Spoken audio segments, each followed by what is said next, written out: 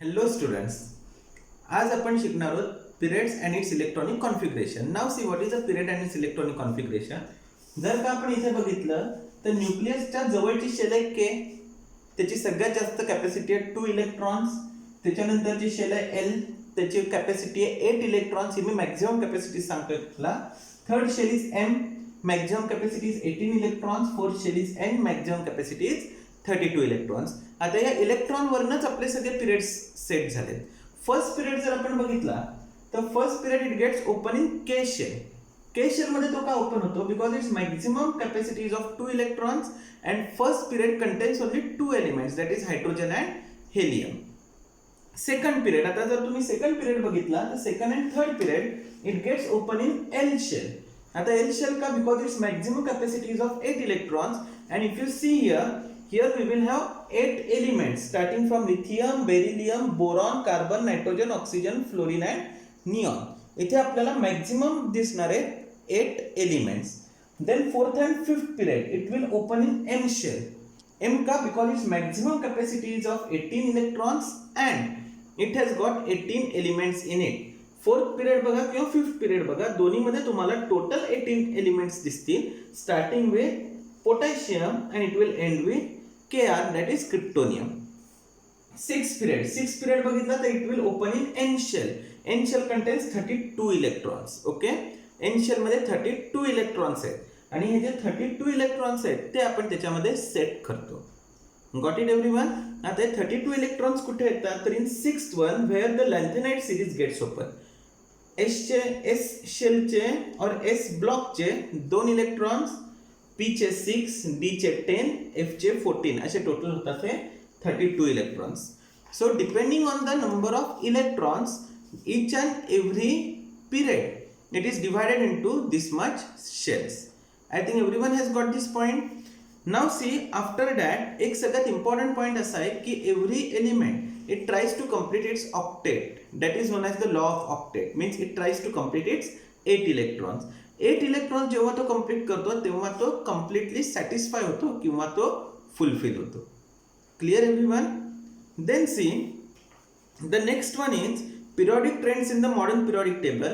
Now in periodic trends for this standard, for standard 10th we are going to study about valency. Second one is atomic size. Third one is metallic and non-metallic characters. आता valency. Now what is a valency, students? Valency is the number of electrons that are donated, accepted or shared by an element.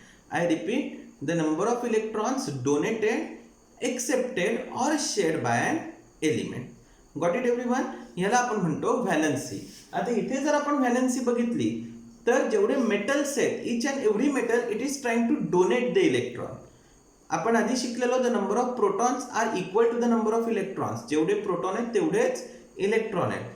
म्हणून जेवढे elements जेवढे electrons donate होतील तेवढा इलेक्ट्रॉनचा number कमी होतो, प्रोटॉनचा number raise होतो. And that's why whenever the electrons are donated that elements are known as metals. Whenever the electrons are accepted that elements are known as non-metals. Non-metals मी का म्हणतोय? Because non-metals are mostly negatively charged, as the negative charge electrons goes on increasing. Got it everyone? And valency don't have any charge, positive or negative असा charge valency ला नाही. Only if the electrons are donated then that element will become positively charged, it will be a metal. If the electron is accepted that element will have negative charge, it will become non-metal. Clear? Any doubt? Then see after that comes the atomic size. आता see what is the atomic size? Atomic size is nothing but the distance between the nucleus and its outermost shell. It is also termed as atomic radius. त्याला आपण atomic radius पण म्हणतो. The distance between the nucleus and the outermost shell is known as atomic size or atomic radius. Clear? आता काय काय elements आहेत? जर का फर्स्ट पिरियड असेल तर it's outermost shell will be K. जर सेकंड और थर्ड पिरियड असेल it will be M. Fourth और फिफ्थ असेल N, M and सिक्स्थ असेल तर N and so on. K, L, M and N असे वेगवेगळे शेल्स असतील which will be the outermost shell. Depending on that outermost shell, how the atomic size will be, means it will increase or decrease हे आपण आता बघणार आहोत. the most important thing is the atomic radius, it is always measured in the unit known as picometer, and 1 picometer is equal to 10 raised to minus 12 meters. हा students 1 mark question है. Clear? Now see how the atomic radius will increase or decrease. Now see, when we will go from left to right of the periodic table, when we will go from left to right of the periodic table, atomic radius will decrease. Okay, atomic radius will decrease. आता atomic radius decrease का होतो? Because the number of electrons will increase. जसा atomic number increase होणार तसे number of electrons सुद्धा increase होणार. पण number of electrons increase कुठे होता है? It will increase in that same shell. Okay, it will increase in that same shell. So that's why when we will go from left to right of the periodic table, when we will go from left to right of the periodic table, atomic radius will decrease because the number of electrons will increase in the same shell. Clear? When we go from top to bottom of the periodic table, when we will go from top to bottom of the periodic table, atomic radius will increase. बघा मगाशी काय म्हणलं, left to right atomic radius will decrease because number of electrons will increase and the number of electrons it will increase in the same shell.